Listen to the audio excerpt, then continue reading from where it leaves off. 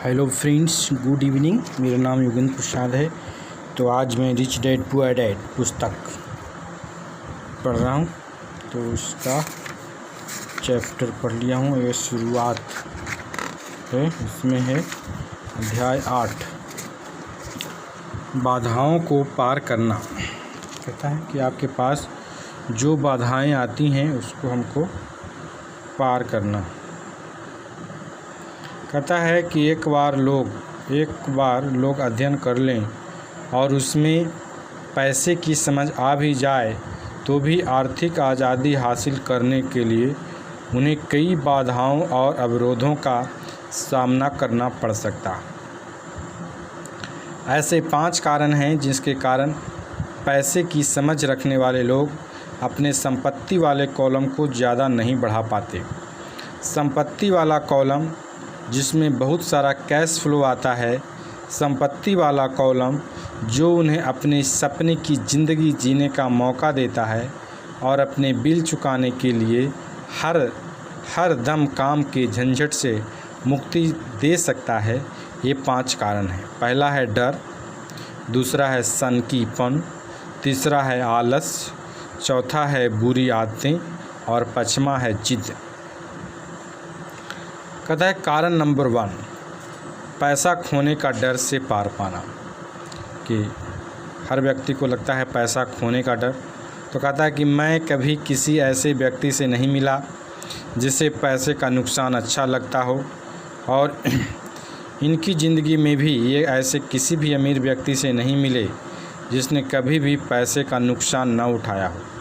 परंतु ये ऐसे बहुत से गरीब लोगों से ज़रूर मिले हैं जिन्होंने एक दमड़ी भी नहीं खोई है निवेश में। दूसरा, पैसा खोने का डर स्वाभाविक है। यह हर व्यक्ति को होता है, अमीरों को भी। परंतु समस्या डर नहीं,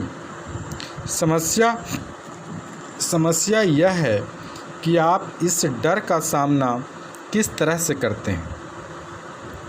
पैसा खोने के बाद स्थिति से किस तरह निपटते हैं, आप असफलता को किस तरह से लेते हैं, और यह आपके जीवन में बहुत महत्वपूर्ण है। यह ज़िंदगी में केवल पैसे के बारे में नहीं बल्कि हर चीज़ के बारे में सही है। एक अमीर व्यक्ति और एक गरीब व्यक्ति में मूलभूत अंतर यह होता है कि वे इस डर से किस तरह मुकाबला करते हैं। कहता है कि डरने में कोई बुराई नहीं है। पैसे के मामले में डरपोक होना भी कोई बुरी बात नहीं है। आप अब भी अमीर हो सकते हैं। कहता है कि हम सभी कुछ मौक़ों पर बहादुर होते हैं और कुछ मौक़ों पर डरपोक। इनकी दोस्त की पत्नी एक इमरजेंसी रूम की नर्स है। जब भी वह खून देखती है तो वह तत्परता से काम में जुट जाती है। जब भी ये निवेशक के जिक्र करते हैं तो वह भाग जाती है। जब ये खून देखते हैं, कहता है कि ये जब मैं लेखक जो थे खून देखते हैं तो मैं नहीं भागता। ये भागते नहीं हैं बल्कि बेहोश हो जाते हैं। तो मैंने हर व्यक्ति को किसी को उससे डर है, किसी को इससे डर है। तो इनके अमीर डैडी पैसे के नुकसान के डर या फोबिया को समझते थे। कुछ लोग सांपों से डरते हैं, कुछ लोग पैसा गंवाने से डरते हैं। दोनों ही फोबिया हैं। उनका कहना था, पैसा गंवाने के बारे में उनका सुझाव यह छोटी पंक्ति थी: अगर आप जोखिम से घबराते हैं, चिंता करते हैं तो जल्दी शुरू कर दें। इसीलिए बैंक तभी बचत की आदत डालना चाहती है जब आप छोटे होते हैं। अगर आप कम उम्र में शुरू करते हैं तो आपके लिए अमीर होना ज़्यादा आसान होगा। कहते हैं इस बारे में ज़्यादा विस्तार से कुछ नहीं कहेंगे, परंतु 20 साल की उम्र में बचत शुरू करके और 30 साल की उम्र में बचत शुरू करने वाले में बहुत बड़ा फ़र्क होता है, बहुत ही बड़ा फ़र्क। कहा जाता है कि विश्व के अजूबों में से एक है चक्रवृद्धि ब्याज की ताकत। मैनहट्टन आइलैंड की खरीद दुनिया के महानतम सौदों में से एक मानी जाती है। न्यूयॉर्क को $24 में ख़रीदा गया था परंतु अगर उस $24 को 8% सालाना ब्याज पर निवेश कर दिया जाता तो वही $24 $1995 के अंत तक $28 ट्रिलियन से ज़्यादा हो गए होते।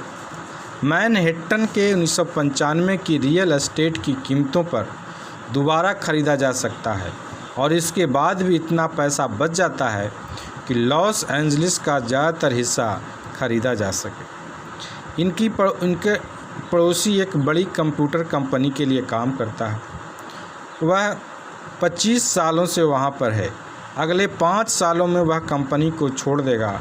इसके बाद 401 रिटायरमेंट प्लान में $40 लाख जमा होंगे। यह मुख्य रूप से अच्छी गति से विकसित हो रहे म्यूचुअल फंड में निवेश किए गए हैं, जो बाद में बॉन्ड और गवर्नमेंट सिक्योरिटी में बदल लिए जाएंगे। नौकरी छोड़ते समय उसकी उम्र केवल 55 साल होगी और उसके पास $3 लाख से ज़्यादा की निष्क्रिय आय होगी, जो उसके वेतन से ज़्यादा होगी। अगर आप हारने से डरते हैं या जोखिम लेने से डरते हैं तो यह भी किया जा सकता है, परंतु आपको जल्दी ही इसकी शुरुआत करनी होगी और एक रिटायरमेंट प्लान तो बनाना ही होगा। आपको निवेश करने से पहले एक भरोसेमंद फाइनेंशियल प्लानर की सेवाएं लेनी होगी। परंतु अगर आपके पास ज़्यादा समय नहीं है या आप जल्दी रिटायर होना चाहते हैं तो आप किस तरह पैसे खोने के डर का सामना करते हैं। कहते हैं इनके गरीब डैडी ने कुछ नहीं किया, वे केवल इस विषय को टालते रहे और इस बारे में चर्चा करने के लिए तैयार नहीं हुए। दूसरी तरफ इनके अमीर डैडी का सुझाव था कि ये टेक्सास में लोगों की तरह मानसिकता रखें। टेक्सास और वहाँ के लोगों को पसंद करते हैं। उनका कहना है कि टेक्सास में हर चीज़ बड़े पैमाने पर होती है। जब टेक्सास के लोग जीतते हैं तो वह बड़ी जीत होती है, जब वे हारते हैं तो वह हार भी अद्भुत होती है। वे हारना पसंद करते हैं, इन्होंने पूछा। इनका कहने का मतलब इनके कहने का यह मतलब नहीं है कि कोई भी हारना पसंद नहीं करता, क्योंकि इन्हें एक खुश हारा हुआ व्यक्ति दिखा दो और ये इन्हें बता देंगे कि हार ऐसी होती है, अमीर डैडी ने कहा। तो ये कहते हैं कि जोखिम, पुरस्कार, असफलता के बारे में टेक्सास के लोगों के नज़रिए के बारे से बात कर रहे हैं। ये ज़िंदगी के बारे में भी इसी तरह सोचते हैं। वे बड़े स्तर पर जीते हैं। ये यहीं के ज़्यादातर लोगों की तरह नहीं जीते, जो पैसे के मामले में बिल्कुल कॉकरोच की तरह होते हैं। जब कोई उन पर रोशनी डालता है तो कॉकरोच घबरा जाते हैं। जब किराने वाला उनकी चिल्लर में से चवन्नी कम कर देता है, वे शोर मचाने लगते हैं। कहता है कि जो अमीर डैडी थे वो समझाते रहे, तो इन्हें टेक्सास का नज़रिया सबसे ज़्यादा पसंद है। जब वे जीतते हैं तो इन्हें खुद पर गर्व होता है, जब वे हारते हैं तो वे सेखी बघाड़ते हैं। टेक्सास में एक कहावत है, अगर आपको दिवालियापन होना है तो बड़े पैमाने पर हुआ जाए। आप डुप्लेक्स के लिए दिवालिया हो जाएं, इसकी सेखी नहीं बघाड़ी जा सकती। यहीं पर ज़्यादातर लोग हारने से इतना डरते हैं कि उनके लिए दिवालिया होने के लिए डुप्लेक्स भी नहीं होता। कहता है कि ये माइक और इन्हें ये लगातार बताया करते थे कि आर्थिक असफलता का सबसे बड़ा कारण यह होता है कि लोग खेल को बहुत ज़्यादा सुरक्षात्मक तरीके से खेलते हैं। लोग हारने से इतना ज़्यादा डरते हैं कि वे हार जाते हैं। ये उनके शब्द थे। फ्रैंक टारकेटन, जो एक वक्त का महान NL क्वार्टरबैक था, ने इसी बात को दूसरी तरीके से कहा है, जीतने का मतलब है हारने से न डरना।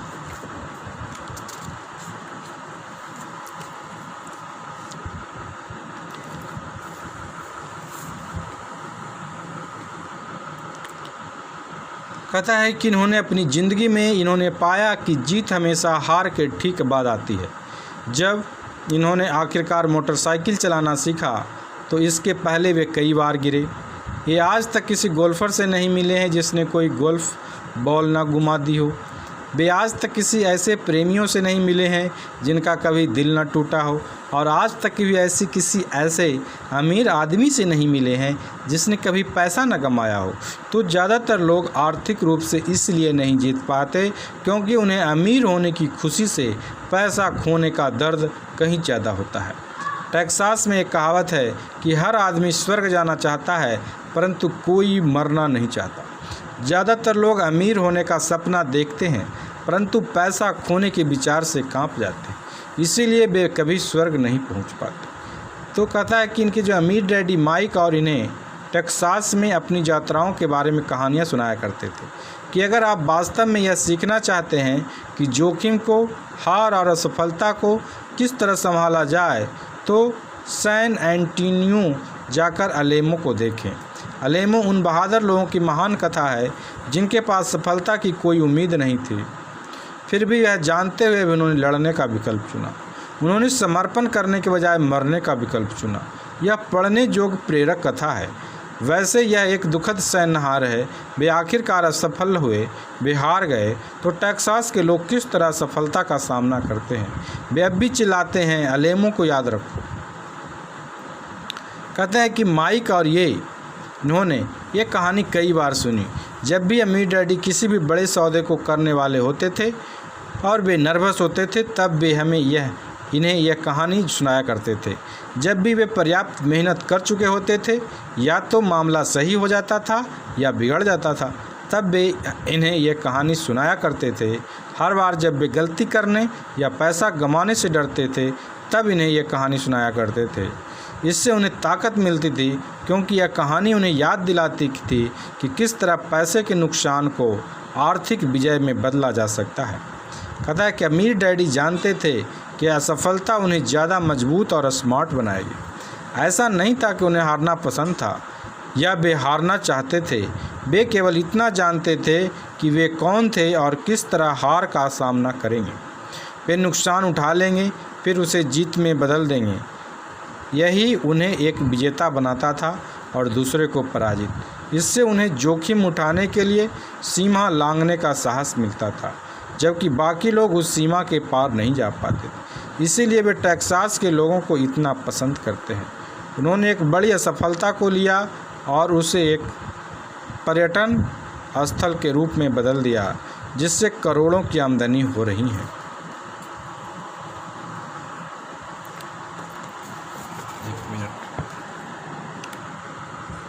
परंतु उनके सबसे अर्थपूर्ण शब्द शायद वे हैं। क्या कर रहे हैं? कैलाश मिस्त्री का फोन आ रहा था। रिकॉर्ड